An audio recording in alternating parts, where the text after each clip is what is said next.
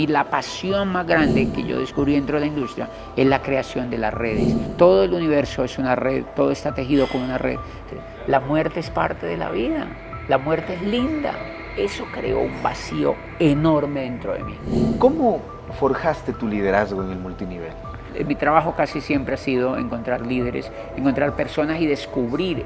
Es mucho más lindo quemarse en lo que amas que retirarse a nada, ¿me entiendes? ¿Por qué te fuiste de tu casa, José? Empiezo a tener depresiones. José, ¿qué opinas del sistema educativo?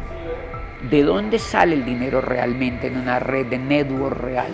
Que uno no enseña a alguien, sino que lo que hace es como acompañar personas que anden buscando algo y que usen este vehículo para desarrollar esas búsquedas. Todo eso de forex disfrazado de network marketing son estafas que le hacen demasiado daño al network marketing.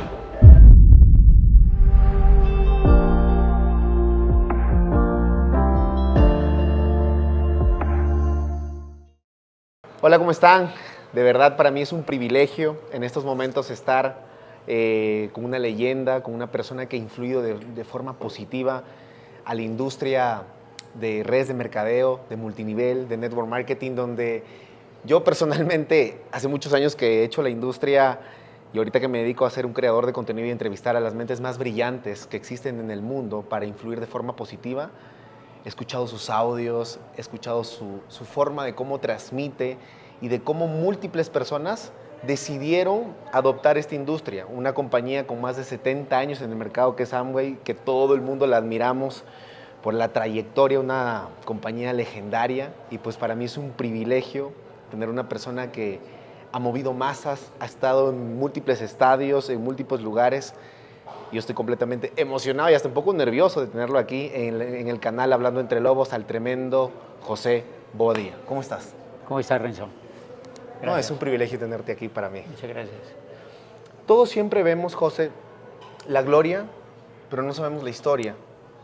Todos siempre vemos los reconocimientos, como cuando te fue bien y todo, pero nadie sabe por lo que viviste, por lo que pasaste. Quiero comenzar con esta pregunta en esta entrevista que me aceptaste. ¿Cuál es el primer recuerdo que tienes cuando eras niño? Bien, digamos los recuerdos más son unos tres, más impactantes. Es cuando una profesora en la escuela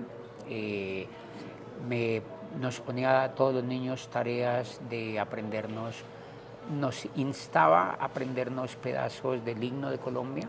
El himno nuestro es muy largo, tiene muchísimas estrofas, 30 y pico de estrofas, y la profesora nos ponía el reto de aprendernos todo el himno y nos ofrecía premios para aquel que se los aprendiera, y yo me lo aprendí todo.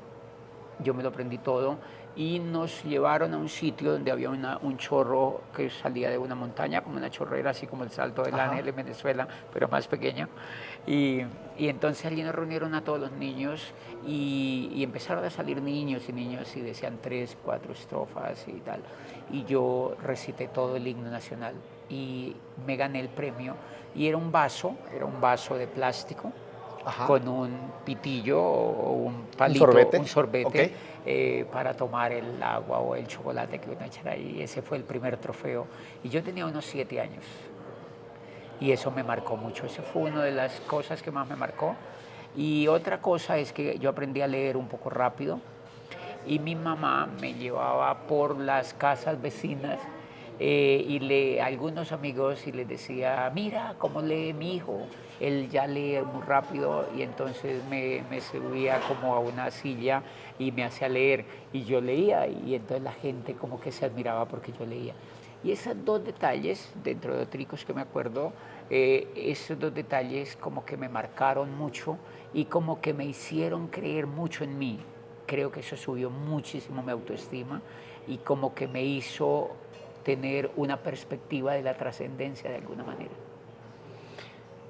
Te quiero preguntar esta parte esencial de lo que me estás contando. O sea, el incentivo que la profesora dio te hizo ganar el concurso, que era un incentivo pues para un niño, ¿no? Ahora quisiera meterme un poquito más hacia adentro. ¿Cómo eras tú? ¿Eras como inquieto, un poco extrovertido, introvertido de niño? Yo era muy extrovertido. Yo era muy extrovertido, era muy inquieto, creo que me acuerdo que era muy,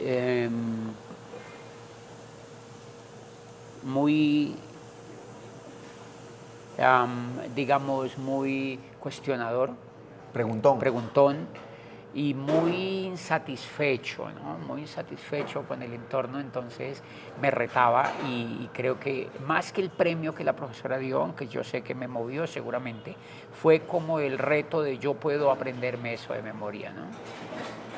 ¿De dónde nace esa hambre de reto de tan niño? No tengo ni idea, o sea, yo creo que, y eso lo hablamos hace poco con un amigo en mi casa, que decíamos, porque él está siendo entrenado en el proyecto y él siente que también tiene un reto y que tiene retos y que de chiquito tiene retos y nos hablábamos y decíamos, ¿de dónde nos explicamos que tengamos esos retos? Y esas son las grandes enigmas, los grandes enigmas del ser humano, que no sabemos si es que reencarnamos, no sabemos si es que venimos de algún otro lado, no sabemos si somos un espíritu antiguo, no sabemos nada. Y los hindúes creen que es que reencarnamos, algunas culturas orientales, pero todo no lo hemos comprobado, ¿verdad? Entonces, digamos que ahí está esa pregunta, ¿por qué unos niños nacen más inquietos que otros? ¿Qué tuvo que ver el vientre de la madre? ¿Qué tuvo que ver el nacimiento? ¿Qué tuvo que ver esos 2 primeros años de juego y de confianza? No lo sabemos, no podemos decir es que a mí me incentivaron cuando estaba en el útero de mi madre, porque no estamos realmente conscientes de que eso se da.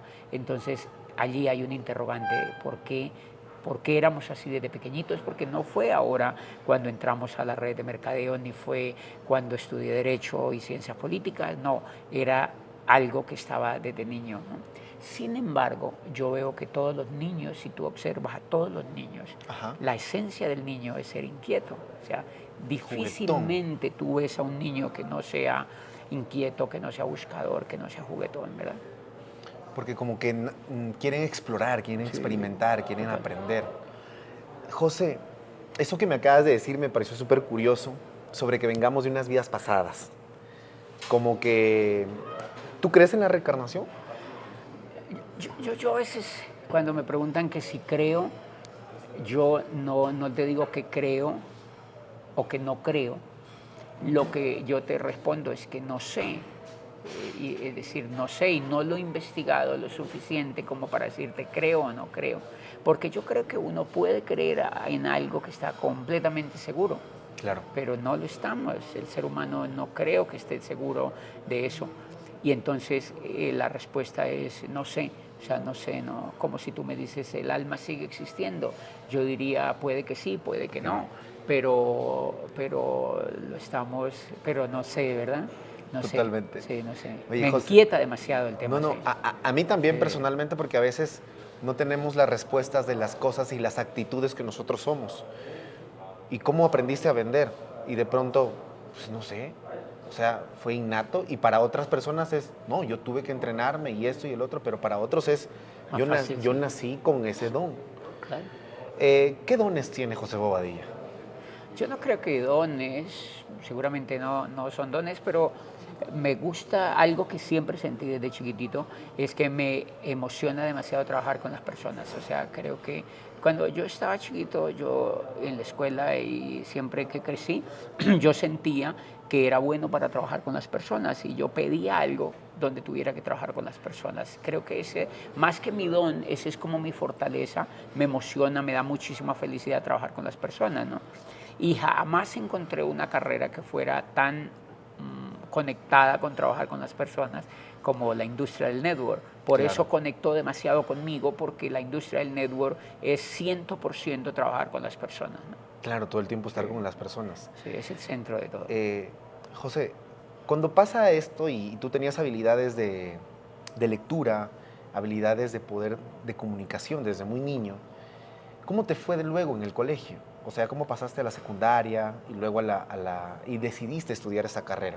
Cuéntanos esa área tuya. Sí. Creo que yo fui fortaleciendo a través de esa educación formal la socialización, el trabajo con la gente, la inquietud de estar conectado con otros, y en la escuela una profesora que le gustaba mucho el teatro me abrió la posibilidad de ser actor de teatro en las clausuras de la escuela.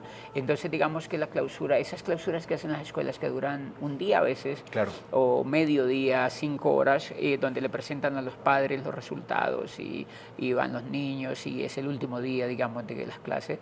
Entonces, en esa escuela, que era una escuela literalmente del campo, una escuela rural, absolutamente rural, hacían obras de teatro y la profesora instaba a los niños y armaban equipos de teatro. Pero al parecer yo era bueno para actuar porque la profesora me ponía de actor principal en todas las obras durante todo el día. ¿Desde la primera vez Sí. que te vio como Sí, hacer el casting? claro, claro. Ella como que me veía en las clases, entonces me decía, tú en la obra de Shakespeare vas a ser de policía. Entonces yo, ok, y me pasaba el guión y yo hacía de policía. Pero en la obra de no sé qué hace de cura y aquí hace de ladrón. Y entonces me pasaba 8 guiones que yo me tenía que estudiar y yo los estudiaba. Y a ella le gustaba porque yo improvisaba. Entonces yo era un niño que si se me olvidaba, simplemente yo me inventaba algo, me reía y la gente se reía, pero yo saltaba y parecía que fuera el guión. Y la profesora eso lo admiraba. Entonces me decía, tú tienes que hacer ese, y yo salía corriendo a cambiarme el camerino de la obra para poder seguir. Y eso me impactó muchísimo. Eso me hizo creer muchísimo en mí. El teatro es importantísimo para los niños. Yo creo que si hay algo que te enseña, de hecho el Papa Juan Pablo II era actor de teatro, No sabía eso. uno de los hombres más importantes que ha tenido la Iglesia y el mundo, y él fue actor de teatro en Polonia, él era actor de teatro y cuenta cómo el teatro lo fortaleció muchísimo como líder, ¿no? Me parece que eso marcó mucho. Y claro, entonces yo tuve como el ímpetu de empezar a liderar ciertas cosas allí.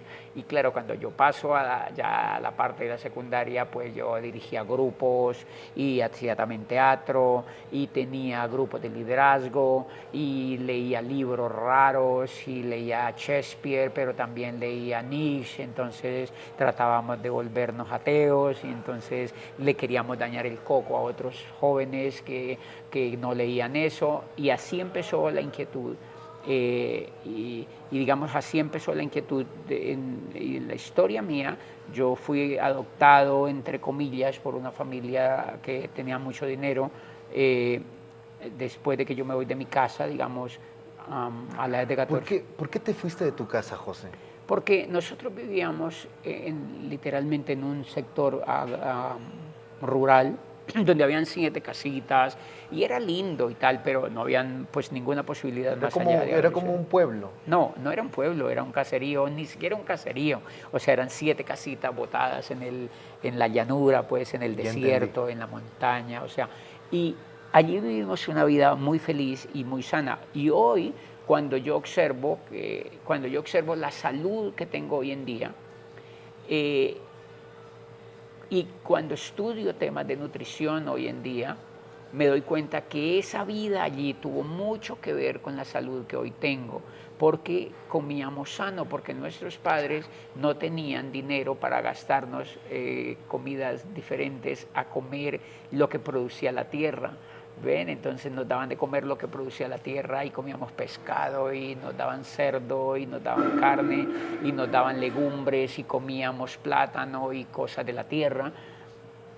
Si nuestros padres hubieran seguramente tenido dinero, nos hubieran dado paquetitos y chocolates empaquetados y nos hubieran dado azúcar y nos hubieran dado cosas gaseosas. Lo que pasa en la ciudad. Claro, lo que pasa en la ciudad. Y creo que eso nos salvó porque al parecer uno en las primeras 2 décadas es donde forma como el esqueleto de la vida para responderle después a lo que va a pasar cuando uno crezca, ¿no?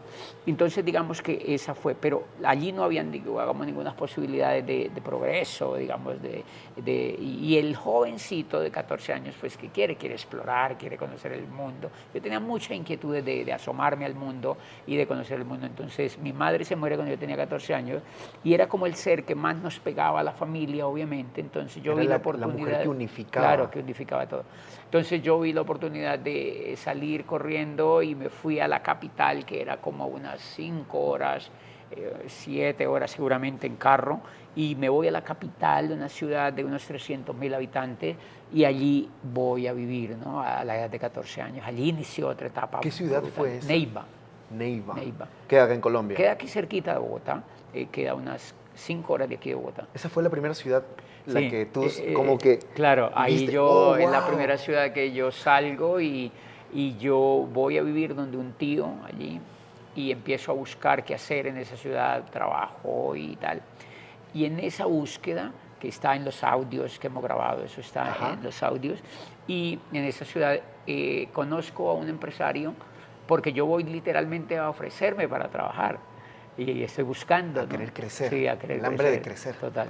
Entonces voy donde un empresario, y me vincula a su empresa como un mensajero, y después termino viviendo en la casa de él, y allí conocí una biblioteca que ellos tenían dentro de la casa, y empiezo a leer libros. Empecé a leer libros, y a través de la lectura que tuve en esa biblioteca empecé a crecer más, a tener mucho más inquietudes de liderazgo, a tener más inquietudes políticas, a tener más inquietudes con la gente, y allí nace el deseo de estudiar Derecho y Ciencias Políticas, porque yo empecé a creer que yo podía ser político, y yo quería ser presidente de Colombia. Ah, ese era tu Sí, sueño, ese era mi querer sueño ser presidente de Colombia. desde chiquitito, y en la escuela, cuando hacíamos obras de teatro y cuando hacíamos cosas con los grupos, en todo a mí me nombraban de presidente de los grupitos chiquititos. Entonces yo empecé a creerme que yo podía ser presidente de Colombia. Entonces en la biblioteca, con lo que yo leía, yo decía, wow, yo puedo ser presidente, y los presidentes estudian en Latinoamérica Derecho casi siempre. Claro. Entonces yo voy a estudiar Derecho, y escogí una universidad donde han estudiado la mayor cantidad de presidente de Colombia, y me fui allá a estudiar Derecho para ser presidente de Colombia, no para ser abogado. Yo no quería ser abogado, ni quería tener una oficina de litigios, ni quería sacar gente de la cárcel. No porque eso no sea bueno, sino porque en mi caso a mí no me movía. A mí me movía ser presidente de Colombia. Con ese sueño yo me fui a la universidad. No, tremenda historia. Claro, pero eso sale de la lectura que yo tuve en esa biblioteca, ¿no? Oye, José, quiero ir un poquito más atrás, quiero regresarme un poquito más atrás. Haz de cuenta que estamos haciendo una película de tu vida. Cuando tu madre fallece, tú en ese momento tomas la decisión de irte. ¿Qué es lo que pasó en esa área? Porque fue algo muy fuerte que tú viviste. Sí, yo creo que uno es el tema de que ya no había ese amarre emocional en mi casa. Esa unión Sí, que ella creaba, esos esa unión. lazos. Además, yo estaba allí porque yo la quería cuidar. O sea, un hijo hombre siempre quiere cuidar más que todo a su madre. mamá. Claro, la Entonces, mujer al papá y, claro, y el hijo a la mamá. Sí, uno siempre quiere cuidar a su mamá, pero cuando ella fallece, yo siento que ella me está cuidando a mí. Es rarísimo, de verdad. O sea, yo siento que se cambiaron los papeles, que ahora yo sentí, de hecho yo no sentí el duelo de que había quedado huérfano, y que jamás me sentí autocompasión, nada, nunca sentí eso, nunca me sentí tan triste que soy abandonado, no. Paradójicamente, cuando ella fallece, como yo tenía un estrecho lazo con ella, yo siento que como que ella, como que me acompaña, y yo siento una gran fortaleza, y yo digo, me voy. Wow. Y yo siento una gran fortaleza, y yo noto que ese punto de inflexión, desde allí, todo empezó a ser mágico en mi vida. O sea, todo empezó a ser mágico en mi vida. O sea, desde que yo llego a esa ciudad a buscar, a explorar. Claro, yo puse el trabajo, yo puse el esfuerzo, pero todo se iba dando, y empezó a crearse como una película alrededor de mi vida, donde yo la tejía, pero todo se daba. Y yo siempre creí que eso allí tenía que ver algo ella. Era una fe que yo tenía, y siempre es algo misterioso, pero yo lo creí. No, es que, mira, bueno, a mí, gracias a Dios hasta el momento, no me ha pasado, pero siempre todo el mundo tiene miedo, y estoy seguro que tú tienes muchas personas en tus organizaciones a nivel mundial que de pronto sufren un duelo, de pronto se les muere el papá o la mamá, y en lugar de irse para arriba, se van para abajo. Claro, y sienten que perdieron algo. Ajá. Es algo rarísimo eso, porque yo no sentí que perdí algo. Yo sentí que algo se transformó. Wow. Yo lo sentí. Y hoy en día, yo siempre, cuando yo tengo amigos que se les muere un familiar, yo les digo, no te preocupes, la muerte es parte de la vida, la muerte es linda. Tienes que aprender a que la muerte, así como una montaña es parte del valle, y no puede haber un valle si no hay una montaña. Totalmente. No puede haber vida si no existe la muerte. La muerte es simplemente un cambio de estado, es un cambio de estado. Y creo que ese niño de 14 años alguna cosa tuvo de sabiduría para asumir eso, no como un golpe, sino como una posibilidad. Y creo que como yo lo asumí como un cambio de estado, entonces yo veía ese espíritu, esa fuerza conmigo. Yo la sigo viendo todavía. Yo la sigo viendo por aquí. Por aquí tiene que estar. Tremendo. Yo la sigo viendo.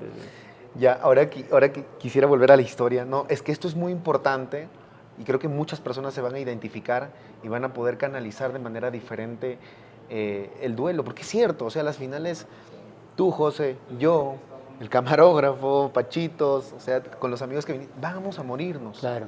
No sabemos cuándo, Claro. pero nos vamos a morir. Y es posible que enfermemos, porque también la gente asume la enfermedad como una tragedia, como algo. La gran mayoría de la gente asume los accidentes, las enfermedades y la muerte como una tragedia, y no lo es, no lo es, no lo es, son retos, y creo que por haberme pasado eso a los 14 años, yo aprendí a asumir eso como retos, ¿no? Como algo normal, o sea, como algo que tenía que pasar. No como un problema, sino como un reto. Sí, es un reto, es un reto y como algo natural, ¿no? Como algo, es la vida. Mi madre tuvo que morir, pero yo sentí que no había muerto. Es verdad, yo sentí que no había muerto, sino que como que se había transportado a otro lado, ¿no? Como dices, está aquí Sí, en estos momentos. está aquí.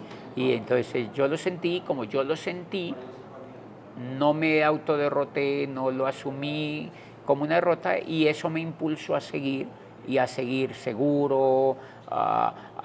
Y es increíble, mira, a partir de allí, cuando yo salgo de mi casa, yo creo que yo fui el niño que más casas tuve para vivir.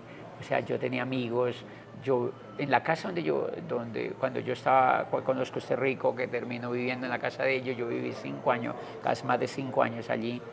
Y era mi casa, pero ellos tenían amigos y también yo iba a sus casas, y siempre cuando me fui a la universidad yo vivía en casa de mis amigos, y nunca, nunca, nunca me faltó absolutamente nada, ni afecto, ni comida, ni soledad, nada. O sea, nunca sufrí de ese tipo de cosas, y creo que es por haber asumido ese reto de esa manera. ¿Alguna vez, después de que tu madre falleció, sentiste que te comunicaste con ella? Todo el tiempo, todo el tiempo, todo el tiempo, todo el tiempo, todo el tiempo, todo el tiempo creo que hubo una conexión, y ha habido una conexión. De hecho, todo el tiempo antes de conocer la industria del network marketing, yo hablaba de alguna manera, yo no digo hablaba con ella, pero sí oraba en el sentido de decir, yo no soy feliz con lo que hago, no me hace feliz ya la política, no quiero ser político, porque a raíz de la violencia que tiene Colombia, o que tenía en ese momento Colombia, yo decidí no crecer en el tema político, porque me di cuenta que era una forma que no era adecuada para ayudar a la gente, no era la forma más adecuada para ayudar a la gente. Entonces yo quedé como un koi, un pez koi, cuando tú lo sacas del agua. Es un pez lindo, es un pez que tiene mucha fortaleza, pero si tú lo sacas del agua queda sin la vida. Entonces, cuando yo pierdo el sueño de ser político, porque creo que no me va a dar la felicidad que yo quería, y no voy a poder ayudar a la gente como yo quería, entonces yo quedo sin el agua, yo soy un koi sin el agua. Entonces yo duro mucho tiempo buscando y buscando y buscando, y creo que en esa etapa yo hablaba con ella y le decía, debe haber algo donde yo conecte, debe haber algo que me haga feliz, debe haber algo que me haga vibrar, que me haga apasionar. Y seguramente esas cosas son las que ocurren porque alguien entró a mi oficina y me contó a mí el negocio o la industria del network, y es como haberle abierto la puerta al paraíso.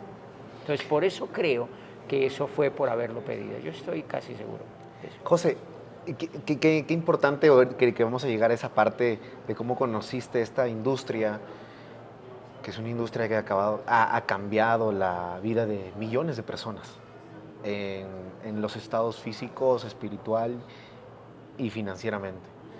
Pero y te quiero regresar un poquito, y quiero escarbar un poquito en esta parte, es ¿Qué se siente querer ser presidente de Colombia?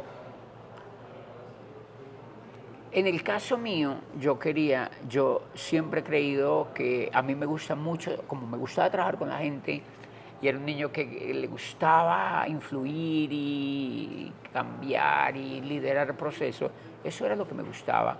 Y me sentía con el poder de hacerlo y creía que iba a transformar y yo sabía que si tenía el poder de hacerlo, que yo lo iba a transformar.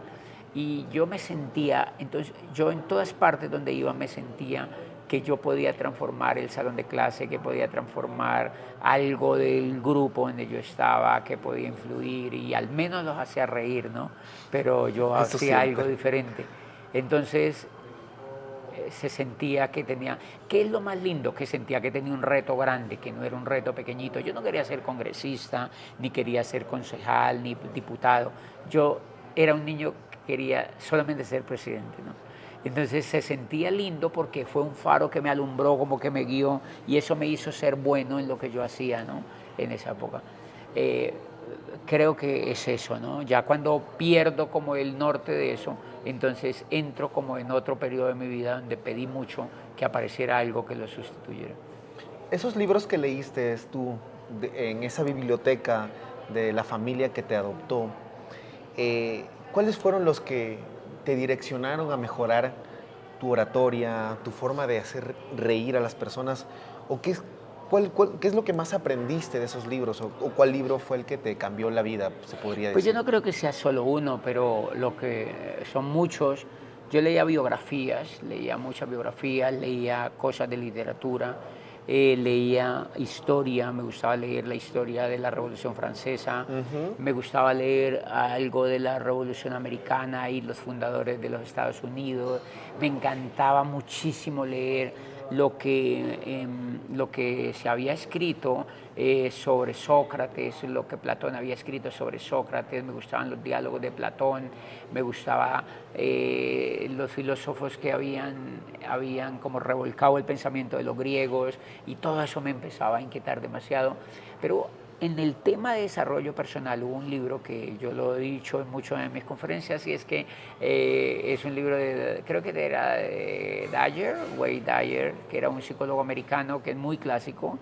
Yo creo que él ya murió seguramente. Por supuesto, ya tiene que haber muerto porque hace mucho tiempo. Y el libro se llama Tus zonas erróneas.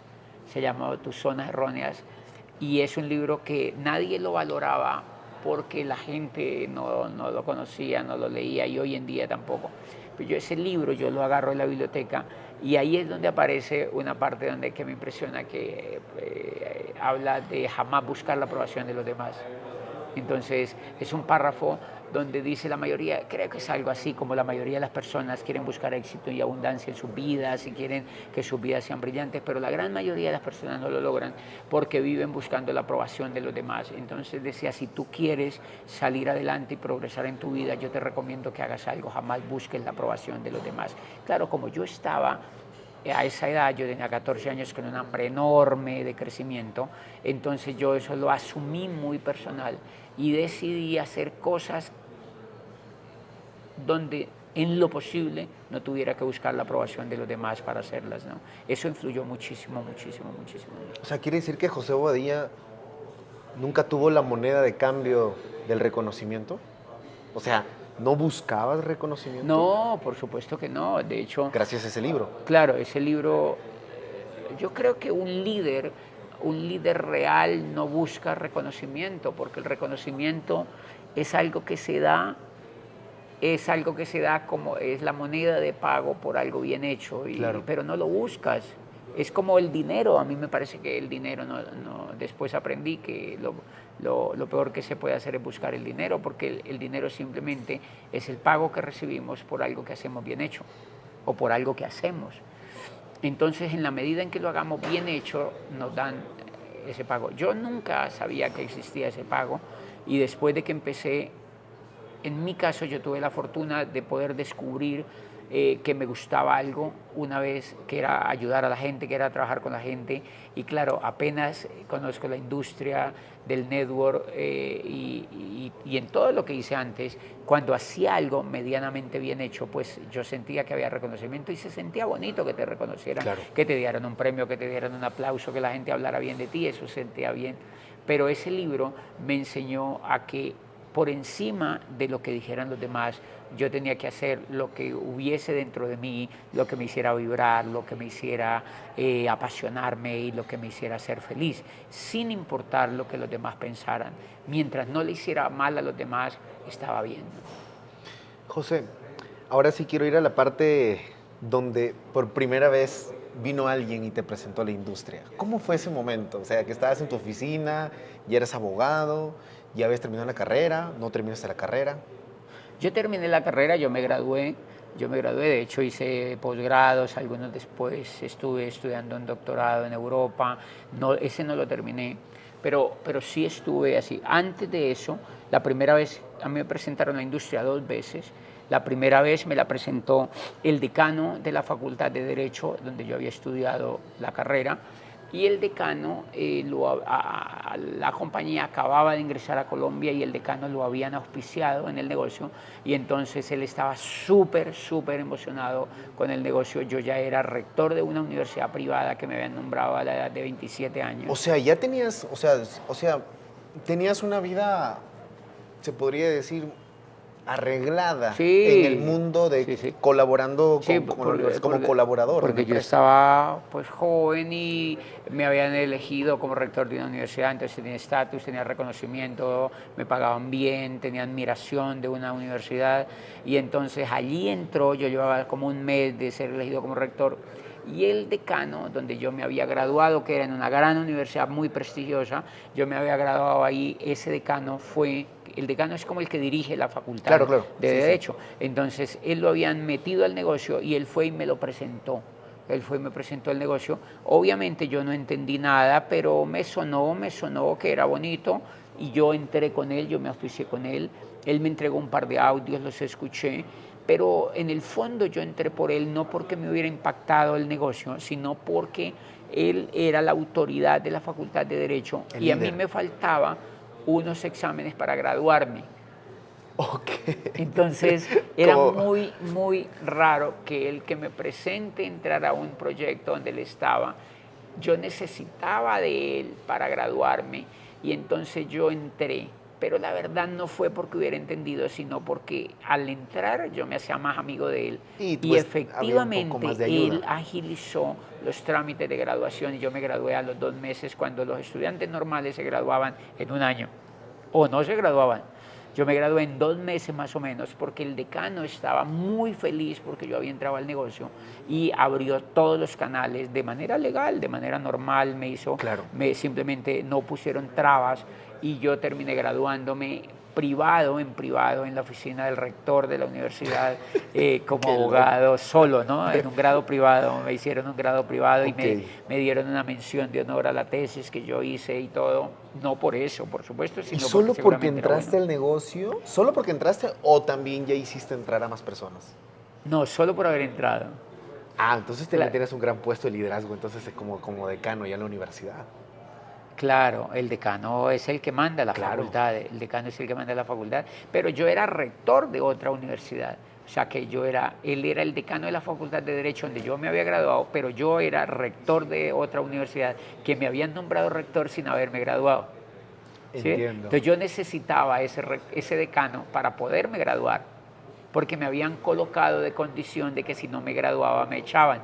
Ya entendí. Me votaban. Sí, ya entendí. Entonces, cuando yo me meto al negocio con el decano, mi estrategia fue, yo me meto al negocio, él se hace muy amigo mío y me ayuda a graduarme, y efectivamente así fue. Yo me gradué. Cuando yo me gradúo, yo no vuelvo a ver el negocio porque no conectó conmigo el negocio. Era la misma empresa.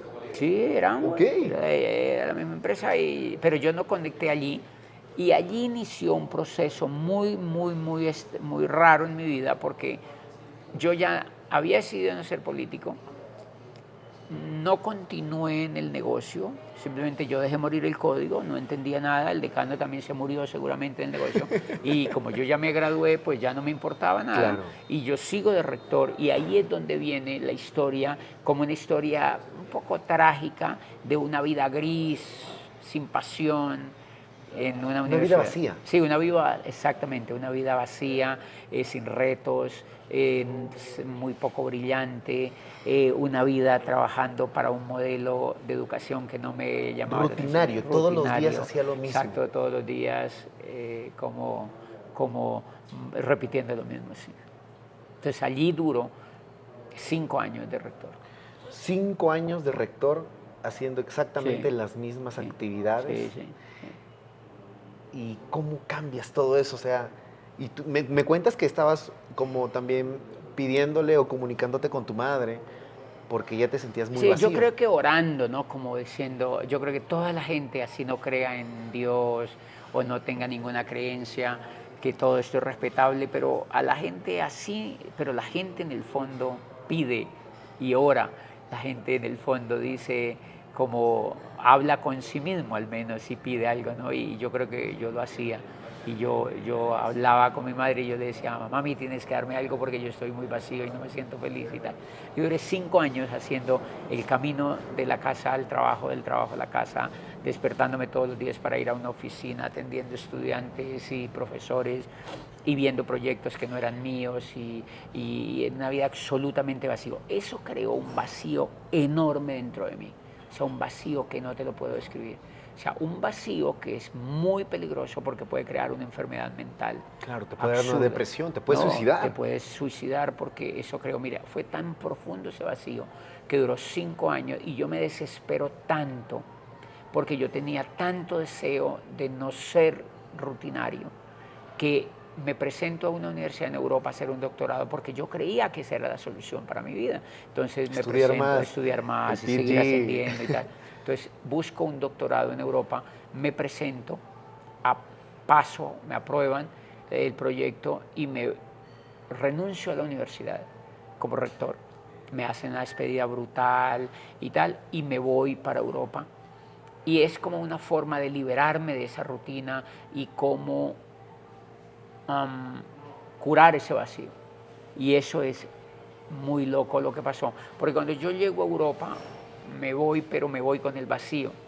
Claro, ya llegas como deprimido. Claro, yo me voy con el vacío a querer llenar algo que lo iba a llenar con algo que no era lo correcto. Con más estudio. Con más vacío. Con más... O sea, iba a llenar un vacío con más vacío. Otro título más. Claro, con otro título más que no le aportaba a la sociedad, que no era importante para la gente, que no tenía una trascendencia, al menos para mí, sin que eso signifique que para otro no lo tenga, pero al menos para mí no tenía la trascendencia. Entonces, cuando yo llego a Europa y viajo con el vacío, y por eso yo digo que mucha gente se va del país porque se siente triste o porque se siente derrotada en el país. Se van a Estados Unidos. Y se van a Estados Unidos, a Europa o a cualquier parte del mundo. A hacer algo diferente. Y se van a hacer algo diferente, pero lo que no advierten es que se llevan su coco para allá, se llevan su cerebro para allá y se llevan el problema con ellos para allá. Totalmente. Porque muchas veces la solución no está en irse, sino en siempre descubrir qué es lo que nos falta, ¿no? Y en el caso mío, lo que me faltaba no era hacer un doctorado, sino descubrir lo que realmente me apasionara. Era volver a encontrar un cauce y saber, digamos, cómo tener un norte en la vida, ¿no? Entonces en Europa empiezo a tener depresiones. Wow. Yo voy a la universidad y empiezo a darme cuenta que la vida en la universidad era igual que la vida acá, es decir, que la gente se gastaba el tiempo yendo a trabajar y del trabajo a la casa y de la casa al trabajo y que los profesores que me daban las clases hacían lo mismo, iban del trabajo a la casa, de la casa al trabajo todo el tiempo y yo decía, pero yo quiero ser doctor como ellos, pero ellos hacen lo mismo y eso es precisamente lo que yo no quiero hacer.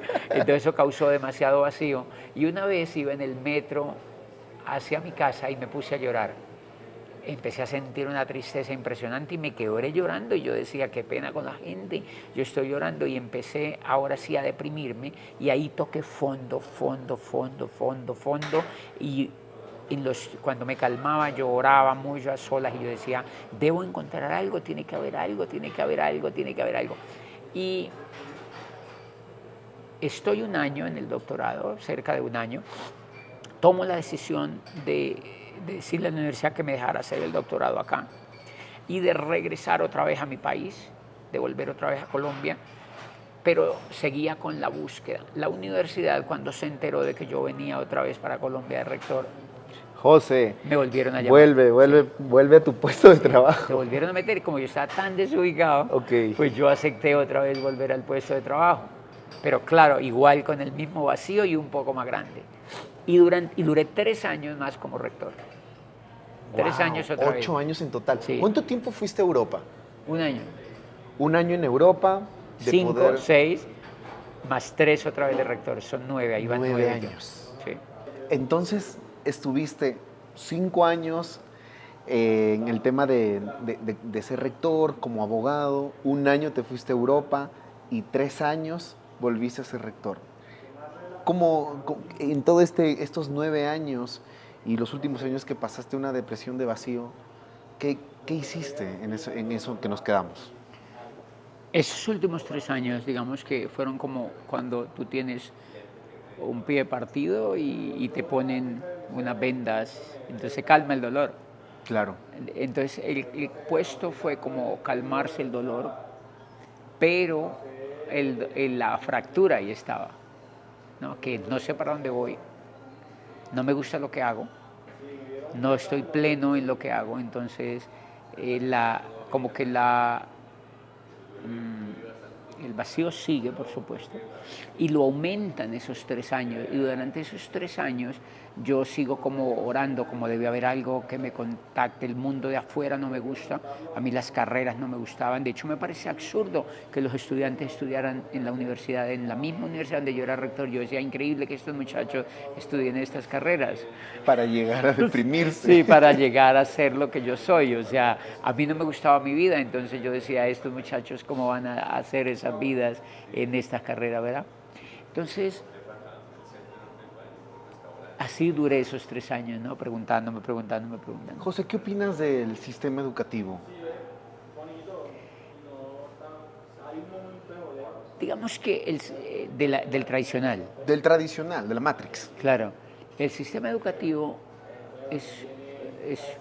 es algo que es útil para el modelo actual, porque el modelo actual, es decir, uno lo critica hoy en día porque lo ve desde otra óptica, Claro. pero el sistema está hecho precisamente porque la era lo necesita. O sea, la era necesita el sistema así, necesita ingenieros que hagan caso, necesita administradores de empresas que cumplan horarios, necesitan doctores que formulen medicamentos porque los laboratorios crean medicamentos, entonces necesitan doctores que vendan esos medicamentos, ¿ven? Y necesitan administradores que administren las empresas de los millonarios de la era industrial, y necesitan ingenieros mecánicos para que dirijan las máquinas que esas industrias tienen, y así sucesivamente todo. Entonces uno no puede criticar un sistema de esa manera porque es necesario para el sistema. El problema ocurre cuando uno ya se da cuenta que ese sistema a uno no le sirve. Entonces, si a mí el sistema ese no me sirve, pues ese sistema educativo para mí ya no me sirve, que es el caso mío. Entonces, por eso, en mi caso, pues yo no haría otra carrera ni loco, ni haría posgrados, y si alguien me invita a hacer un doctorado, yo le echaría a su propia madre, o sea, no iría jamás, me parecería una absoluta falta de respeto, pero es en mi caso, porque yo me le escapé a ese sistema. Entonces, el sistema, si la persona lo que quiere es estar en el sistema industrial, está bien, porque esa persona no ha descubierto más, y para esa persona le sirve ser administrador de empresas, ser médico o economista o incluso ingeniero industrial. Y así es como yo veo hoy en día. Pero si la persona se educa y se libera de allí, va a darse cuenta que es absurdo lo que estaba haciendo. Pero para eso se requiere evolución. Y de eso se trata la vida, de evolucionar. Por eso depende en el puesto donde la persona esté y lo que busca en su vida, ¿no? Lo que busca en su vida. José, ahorita se nos acaba de apagar la cámara y te pregunté algo y me respondiste de una manera muy, muy interesante para mí, porque yo soy un joven que ahorita tiene 30 años. vengo haciendo distintas cosas, una pregunta personal, y me dices, lo más difícil que es encontrar qué es lo que realmente amas hacer. Entonces, si tú tuvieras el acceso de poder conversar con el José Bobadilla de hace 29 años, ¿no? Porque sé que llevas 20 años en la industria, menos los 9 años, bueno, vamos a ponerle 25 años, ¿no? Que unos 3 años estudiando. Tuvieras acceso a teletransportarte y hablar con ese José, ¿qué le dirías?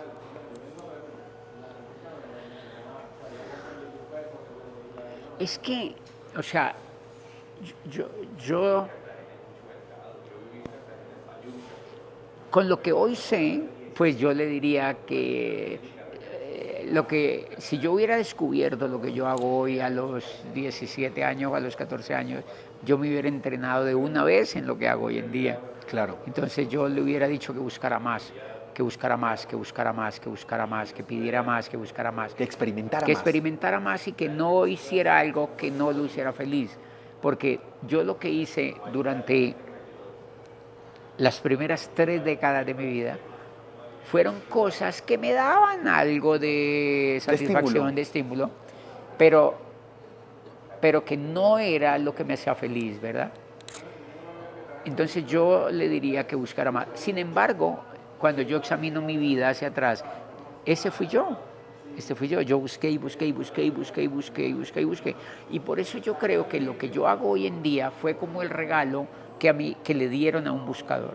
Por eso yo nunca he abandonado y por eso nunca creo que abandone porque para mí encontrar lo que yo hago hoy en día fue como haber encontrado la puerta del paraíso, como decir, aquí está el paraíso y aquí te abro la puerta. Entonces, pues mal haría salirme del paraíso, ¿me entienden?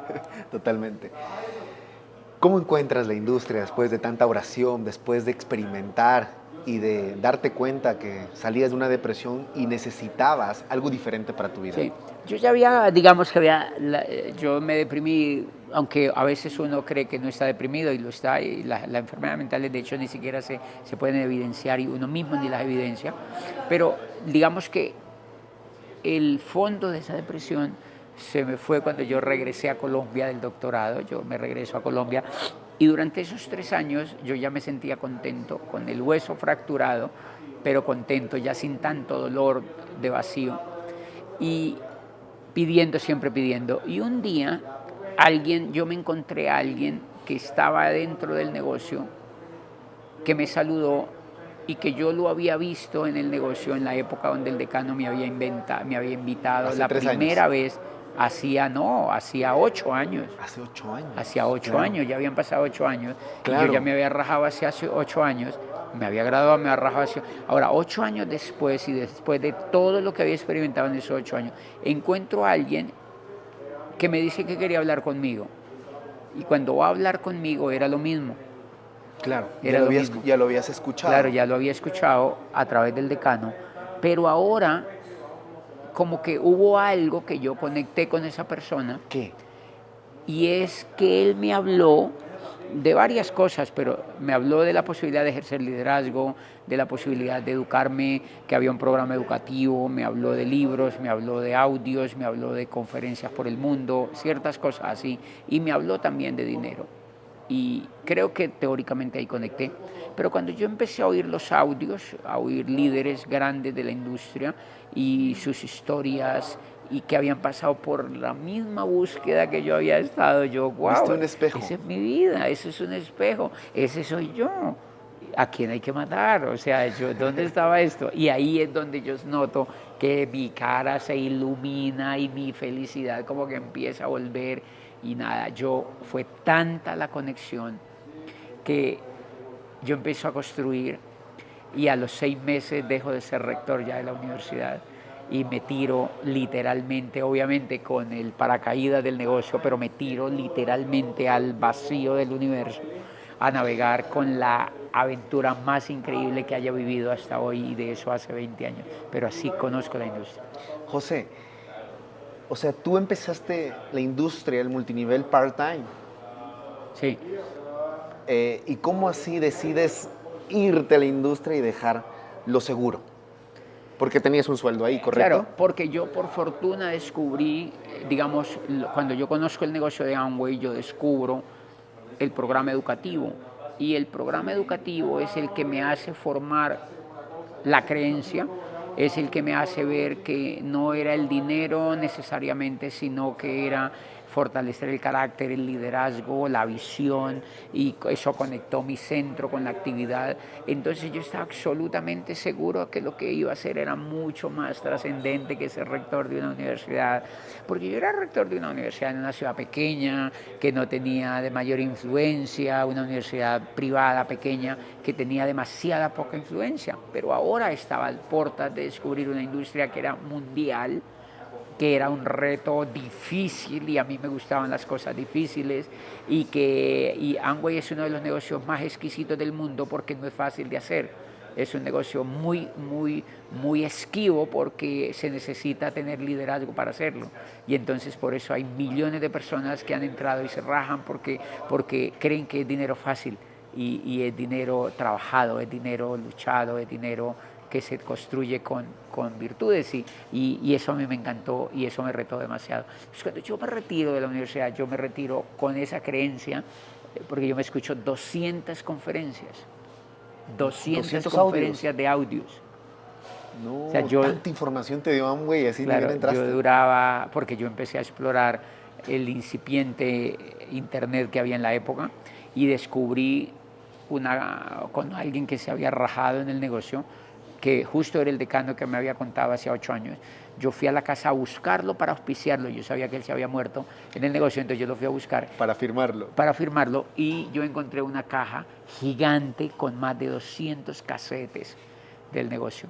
Y eso me lo soplé en los meses que siguieron. Yo me escuchaba 5, 7 diarios, trasnochaba escuchándome eso. Y nada, eso formó una creencia absurda. O sea, yo decía, ¿dónde estaba esto que yo nunca lo había visto? Y claro, o sea, renunciar, yo no tuve ni el más mínimo miedo. Yo renuncio a la universidad. De hecho, a mí se me había acabado el contrato, yo ni siquiera renuncio. Lo que hizo es que, además, ya no me querían tener a mí como rector allá porque yo ya estaba en otro lado. O sea, yo ya estaba... Ya estabas a mí se me había salido el Chucky. O sea, yo ya tenía el Chucky afuera, ¿me entiendes? Okay. Yo saqué el Chucky, yo ya estaba transformado, y ellos ni me querían tener a mí ya allí porque sentían que ya no era mi lugar, y yo sentía desde muy adentro que ya no era mi lugar, ¿no? Entonces para mí fue demasiado fácil irme de la universidad y yo me voy feliz a hacer la aventura más increíble, ¿no?, que seguir construyendo. Y cuando yo me salgo de la universidad, yo ya me ganaba entre 1 y 2 veces el sueldo de rector. Eso es muy importante. O sea, duplicaste el sueldo que tenías como y colaborador. Eso da mucha felicidad. Obviamente. Eso da mucha felicidad, sí. ¿Cómo forjaste tu liderazgo en el multinivel? Yo no creo que yo lo forjé en la industria. Creo que es un proceso desde que estaba niño. O sea, la historia, eso se empieza desde a forjar. Teatro, desde la madre, desde que uno está chiquitito, desde las experiencias que uno tiene, desde esa gran búsqueda. Y lo que seguramente ocurrió acá es que encontré un vehículo y encontré colegas que te apoyan, una atmósfera increíble en el mundo, una compañía que te quiere y que te apoya, una compañía ética, segura, perenne, una promesa para toda la vida. Digamos que un entorno demasiado lindo y brutal. Entonces, eso ayuda a que lo que habías aprendido del liderazgo ahora tengas un sustrato positivo para ejercer. José, ¿cómo tú enseñas a una persona que no vivió lo que tú viviste para convertirse en un líder? Yo hoy creo, cada vez he aprendido más que no es enseñar, sino descubrir. Entonces, mi trabajo casi siempre ha sido encontrar líderes, encontrar personas y descubrir eso que andan buscando, eso que está oculto, eso que nunca te han dicho a nadie, y eso que escarban en sus vidas, y cuando el proyecto es una respuesta a esas búsquedas, hay éxito. Porque nosotros muchas veces, entonces así es muy fácil no enseñarle a alguien, porque me parece que uno no enseña a alguien, sino que lo que hace es como acompañar personas que anden buscando algo y que usen este vehículo para desarrollar esas búsquedas. ¿me entiende? Total. Uno les da un poquito de orientación y de cariño y les cuenta Acompañamiento. experiencias y elementos, pero me parece que ellos son los maestros los que descubren la industria para ayudarse a sí mismos, ¿no? Creo que eso es lo que Totalmente, ocurre. no, tremenda respuesta. Oye, José, te quiero preguntar esto. A ti, cuando tú sales al escenario, ¿nunca te dio como miedo? Porque hay mucha gente que le tiene pánico a la gente, le tiene pánico a hablar en público. ¿Nunca te pasó eso en la industria? Digamos que como para mí, yo venía del mundo universitario, he hecho Ya venías teatro, una hablando con muchos, claro. historia, me encanta la gente, entonces, y cuando construyes el negocio, practicas, porque armas equipos, hablas individual, hablas con grupos pequeños y un poco grandes, vienes muy preparado para eso, entonces de repente sale después a Moscú, donde hay 12.000 personas y hay traductores y camarógrafos, pero tú sabes que vas a hacer algo que la gente quiere escuchar y me parece que sientes un poco más de respeto por la gente y de hacer como la necesidad de hacer algo bien hecho, más que miedo a no poderlo hacer. Porque es lo mismo que si tú entrevistas o le dices a David Garrett que salga a la tarima con su violín y pues él va a ser fascinado en la tarima pues porque toca el violín Porque como los dioses ama lo que y hace. ama tocar el violín, entonces a él no le va a dar susto sacar ese violín y tocar porque lo viene tocando desde que tenía 4 años, ¿verdad? Es más o menos lo mismo. Entiendo. Entonces por eso no hay ese miedo escénico. ¿Nunca te de generó adrenalina antes de ingresar al escenario? Yo creo que algunas cositas sí, porque somos seres humanos y hay eventos que son muy grandes, muy grandes. Una vez hablé en un evento que habían 14.000 personas en Las Vegas, en la Universidad de Las Vegas, en Moscú habían miles y miles de personas, en Tailandia, en varias partes del mundo, pero no algo que te congele, ¿no? Algo normal, ¿no? Algo normal como yo creo que Mar Anthony puede sentir también Totalmente. cuando sale al Madison, ¿no? Pero es algo natural y normal, pero es seguramente algo muy, muy manejable. Me contaste hace un instante que hoy estás más apasionado que hace 10 o 15 o 5 años en la industria multinivel. ¿Por qué tu pasión se incrementó ahora en el presente? Porque yo creo que la evolución, cuando uno ama algo, hay mucha gente que siempre me pregunta, bueno, ¿y tú sigues en la industria y te vas a retirar? Y yo digo, no, es que yo no lo hago por dinero, yo no hago el negocio por dinero, ni lo hago por comprar carros, ni por comprarme un avión, yo lo hago porque a mí me encanta y porque me da felicidad y por todo eso que les he contado en la historia. Entonces creo que cuando evolucionas de alguna manera, cuando la educación también empieza a hacer más efecto en ti, pues te das cuenta que si que la pasión, que es mucho más lindo morir apasionado que morir como un traste viejo, ¿verdad? Que es mucho más lindo quemarse en lo que amas que retirarse o sea, a nada, ¿me entiendes? Entonces, en el caso mío, pues me mueve muchísimo el caos y la creación y los grupos y la gente y entrenar a otros. Y hoy siento mucho más pasión que la que sentí cuando construí. Es rarísimo. No, y está súper bien. Y se te nota porque ahorita justo que me estás contando tu historia, o sea, hasta me da ganas de volver a hacer las redes. Te tienes que volver, te tienes que volver. Oye, José, te quiero preguntar esto.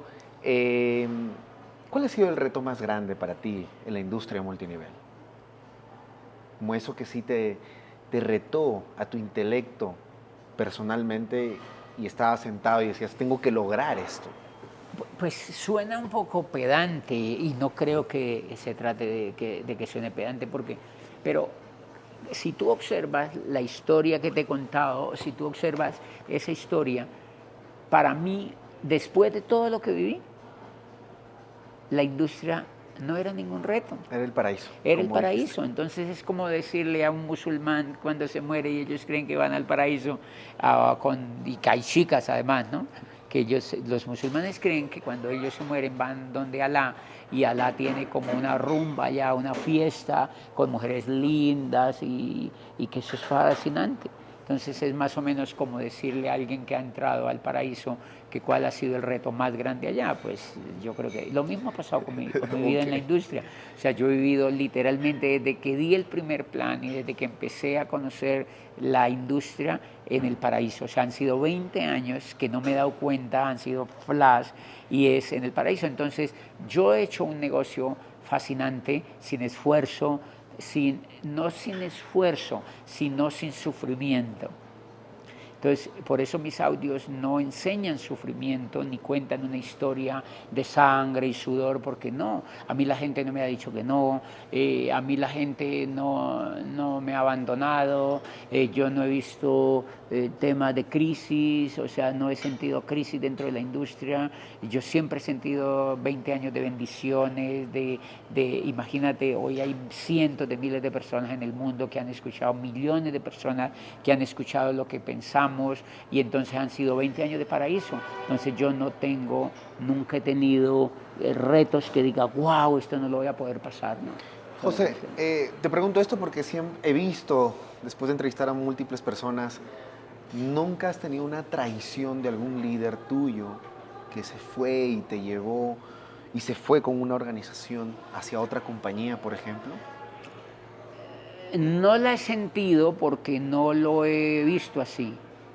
Seguramente han ocurrido cosas, Ok. por supuesto, pero yo no las leo así, no las leo así. De hecho, alguna vez ocurrió unas cosas y alguien me preguntó que sentía a esa persona. Yo le digo el agradecimiento más grande y la admiración más grande por algo, porque después de que pasó lo de mi madre, aprendí que si yo veo la muerte de mi madre como algo natural y algo normal, incluso como una bendición también para mi vida, ¿cómo voy a juzgar el que un líder se vaya o que un líder se vaya a otra compañía o que un líder se lleve a un grupo mío? Yo no lo voy a juzgar porque lo veo como algo natural, eso es un juego normal de la industria.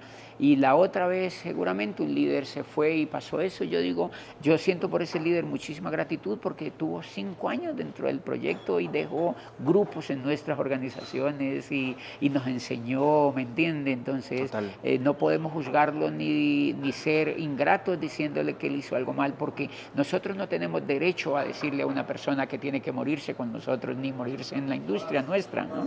Me parece que es una falta de respeto con las personas, es decir, las personas, este es un ejército de voluntarios y de soñadores, y yo lo veo desde esa óptica, y entonces jamás me he sentido traicionado por un líder.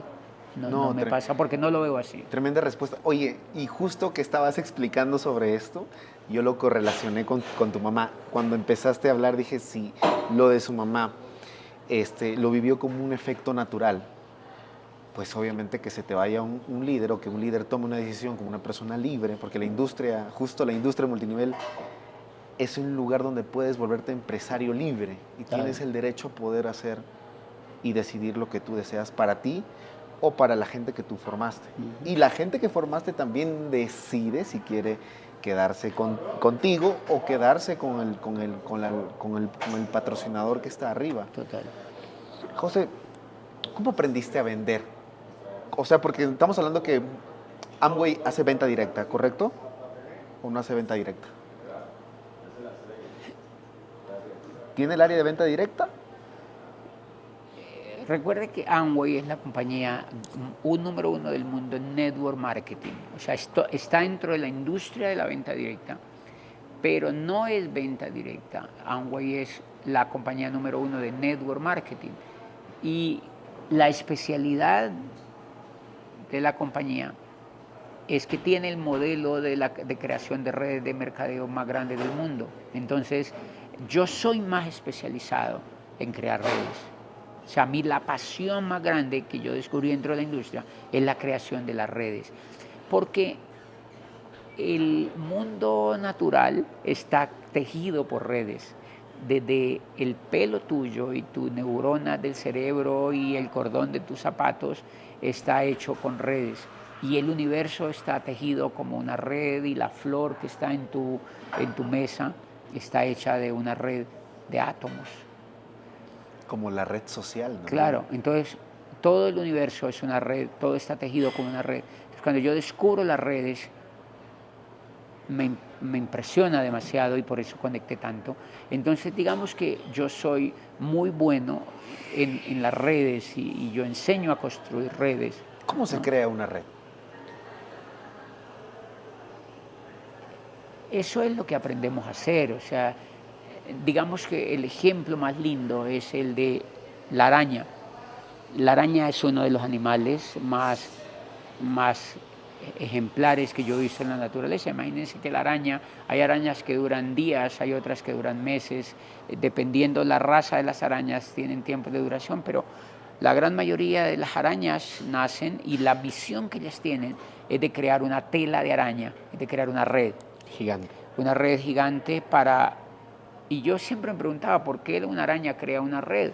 Y cuando empecé a darme cuenta, la araña crea una red, es para que los... Yo creí que era por decoración. No, es porque en la red se estrellan los insectos que ella se come. Como una trampa. Es una trampa para que los insectos que van pasando se estrellen y entonces ella va y se los come. O sea que la araña es muy inteligente. La araña nace, aprende a tejer la red, teje la red, para el resto de su vida dedicarse a ser araña. Wow. Y no dedicar su vida a consumir alimento, a conseguir el alimento. Entonces, cuando yo veo el ejemplo de la araña, yo digo, wow, la araña es más inteligente que un ser humano, porque el ser humano desperdicia su vida consiguiendo el alimento. Y desperdicia su vida dejando de ser humano por conseguir el alimento. Y hay millones de personas esclavizadas, literalmente sobreviviendo, porque no son capaces de crear su tela de araña para dedicarse a ser seres humanos. Así yo veo las redes de mercadeo. Una red de mercadeo, lo que yo aprendí a hacer es enseñarle a un ser humano a que construya su tela de araña para que se dedique el resto de su vida a ser humano, a ser su mejor versión de sí mismo. ¿no? ¿Qué tal explicación, José? José, esta es una pregunta porque sé que amas la industria y sé que encontraste el paraíso. ¿Cómo diferenciar una red de mercadeo de un Ponzi? Ok. Hay dos elementos claves.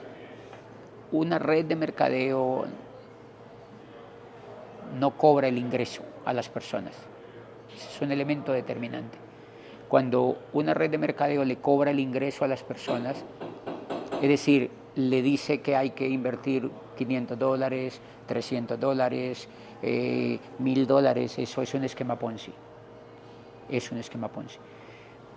Una red de mercadeo es un mecanismo para construir un negocio y por tanto, como tan alto porcentaje de personas no lo ven, así ingresen. Entonces la industria aprendió, y lo aprendió Amway, que no se le puede cobrar a las personas el ingreso, porque las compañías ricas no necesitan el dinero de la gente. Las compañías estafadoras necesitan el dinero de la gente. El esquema Ponzi no busca que tú cambies tu vida, busca tu dinero, por eso cobran el ingreso. La red de mercadeo genuina no te cobra el ingreso porque precisamente la compañía es multimillonaria y ella no necesita el ingreso tuyo.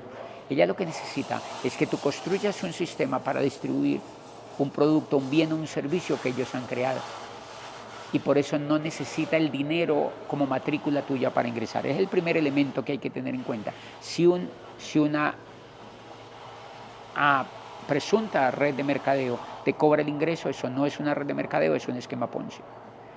Y el otro tema es que si te cobran algo y eso que te cobran sea poquito o harto, lo distribuyen entre las personas que te invitan, eso es un esquema Ponzi.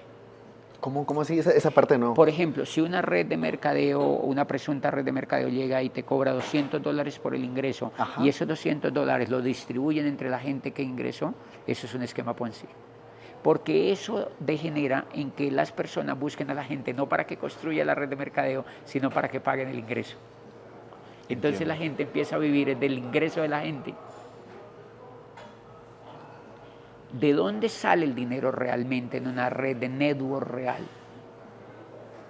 El dinero sale de la distribución de los productos que la gente consume, de la facturación de los productos que la gente consume, no del pago que la gente hace por entrar.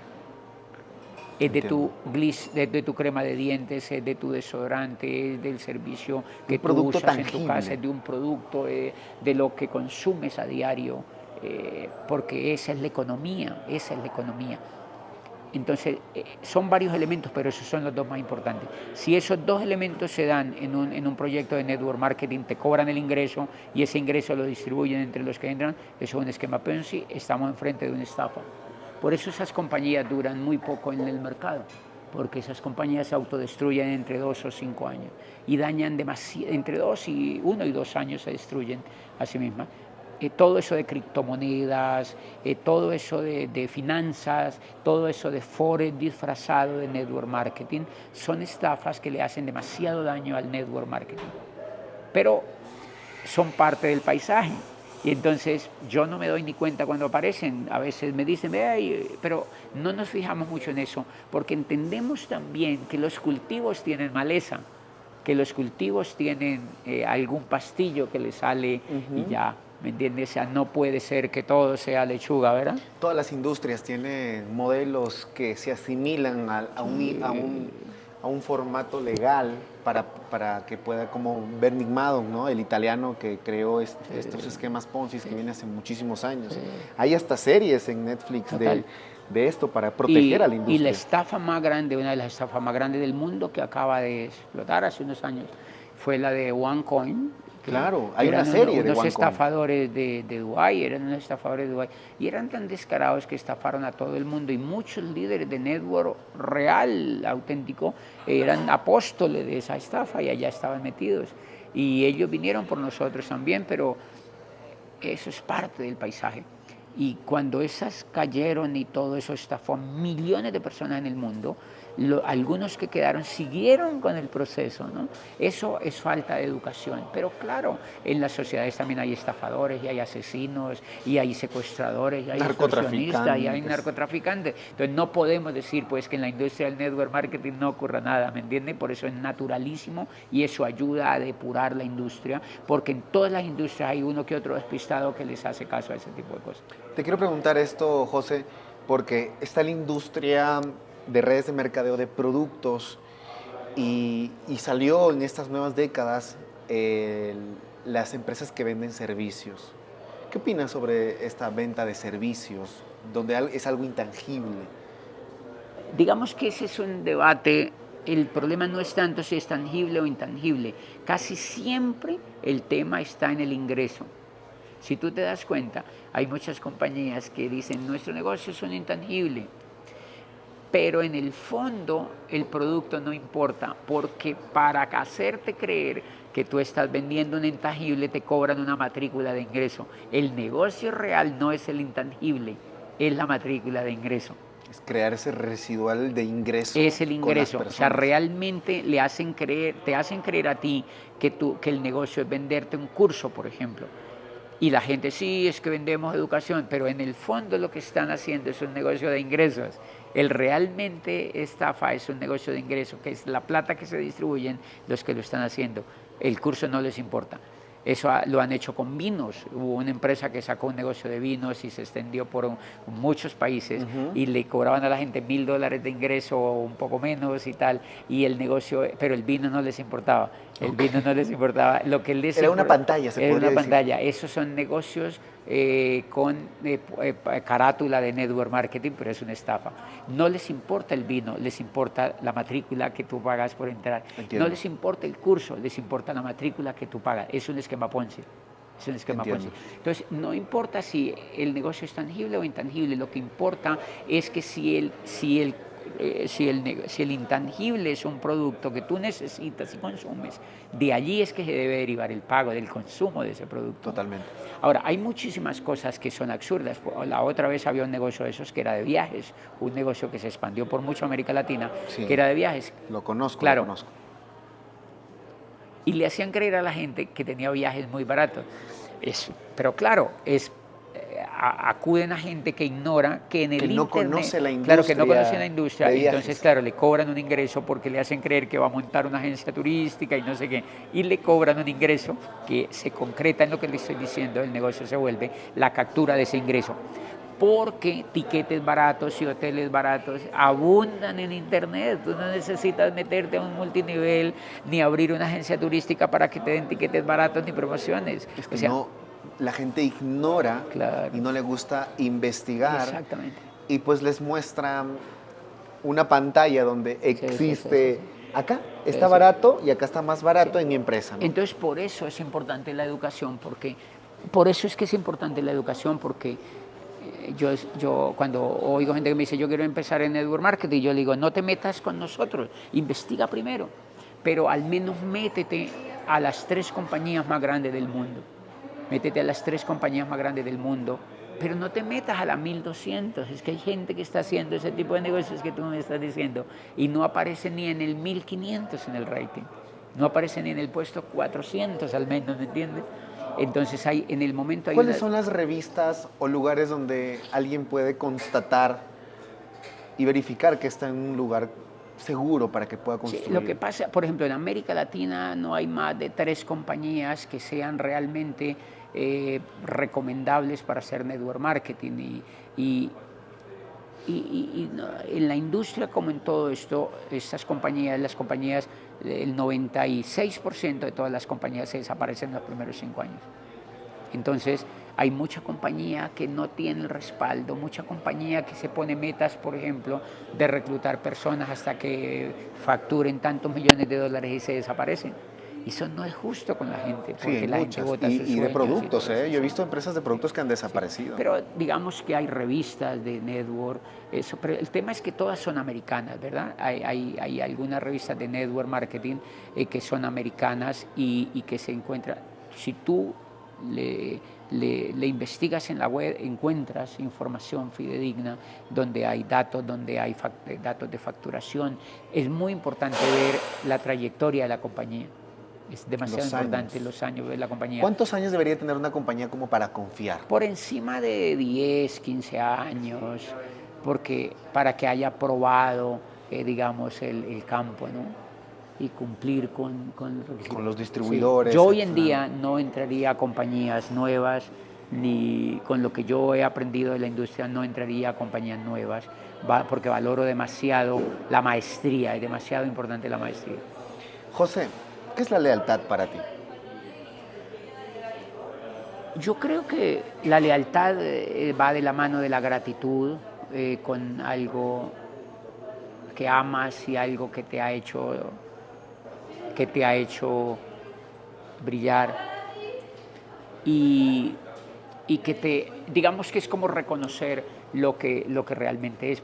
Por ejemplo, más o menos mi lealtad siempre va a estar con la compañía porque yo antes de la compañía, o sea, la compañía me abrió directamente la puerta al mundo, me abrió la puerta al paraíso mismo, a la felicidad y a poder ejercer mi liderazgo como yo quería. Entonces, hoy en día yo podría decir, no, a mí me conocen en muchas partes del mundo, soy un orador, que no sé qué, pero yo sé que yo hago parte de algo mucho más grande que yo y que lo que apalancó esa compañía para que yo sea lo que soy hoy, se lo debo mucho a esa compañía, se lo debo a los líderes de Latinoamérica, se lo debo a los líderes del mundo y por eso los edifico mucho y por eso soy leal con el negocio, porque me debo a ellos y por eso tengo altísima gratitud, porque lo que soy hoy tiene su origen allí y creo que cuando estoy con ellos soy mucho más grande que si estuviera solo. Tremendo. Bueno, José, creo que nos hemos alargado Tengo un montón. una conferencia ahora aquí. Sí sé. Bueno, quiero hacerte la última pregunta para cerrar esta entrevista. ¿Cómo quieres ser recordado José Bobadilla? Yo no quiero, la verdad no me importa mucho cuando me muera, es decir, me parece que no sé si me daré cuenta, pero lo único es que quiero vivir todos los años que me faltan haciendo esto que más amo. Quiero que me gusta mucho cuando la gente se expresa en internet y en las conferencias y en las redes y eso, y así me gusta. cuando la gente dice que lo que he hablado ha cambiado la vida, que he despertado los sueños de la gente, que le he orientado su vida, que con ellos han descubierto el centro. Así me gustaría ser recordado, me gustaría que cada vez más millones de personas o miles de personas cada vez más se sumen a que yo les pueda aportar algo en sus vidas, independiente de lo que pueda ganar, más poder ayudar gente, sobre todo hoy donde hay tanto y tanto joven despistado. Me gustaría ser un guía, ser recordado como un guía, como una pequeña luz que alumbró la vida de gente en el mundo. Muchas gracias, José, por la entrevista. Gracias, De verdad, gracias muchas a gracias. ustedes. Nos vemos en la próxima entrevista. Chau, chau.